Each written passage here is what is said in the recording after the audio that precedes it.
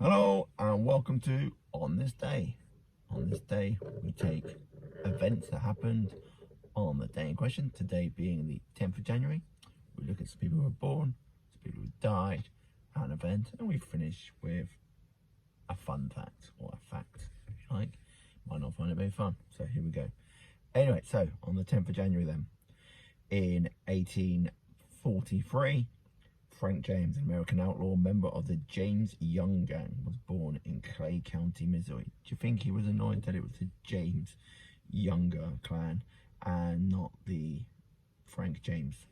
Who knows? Who cares? In 1888, Manuel Azina, possibly the Prime Minister of Spain from 1931 to 1933 and the second president of the Spanish Republic from 1936 to 1939, was born in Alicante de Jimenez, possibly in Spain. He died in 1940. And in 1943, Rod Stewart, offered British singers, singing things like Maggie May and Do You Think I'm Sexy, was born in London, England, that famous Scotsman. And then who died on the 10th of January? We have Edwin Flack, the Australian athlete who won Olympic gold in the 800 metres and 1500 metres in the 1896 Olympics. He died at 61.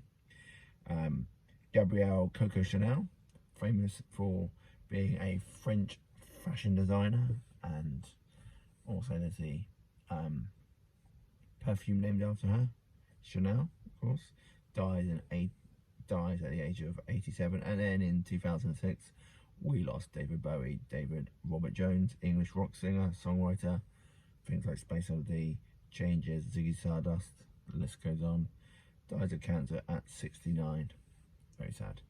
And then, so what happened on the 10th of January then? So in 46 BC, Julius Caesar defies the Roman Senate and crossing the Rubicon, uttering Alete Ilacta Est. Don't know Latin, that's probably wrong, but it basically means the die is cast, signalling the start of a civil war which would lead to his appointment as Roman dictator for life. One of the Romans that I think we all have heard of, Julius Caesar. So here we have our fun fact moment. So the fun fact today is the biggest ocean waves are beneath the surface. So the biggest ocean waves are not the ones that you can see from the shoreline. A physical oceanographer Kim Martini told Deep Sea News the largest waves that occur in the ocean are called internal waves, which take place between two fluids with two different densities.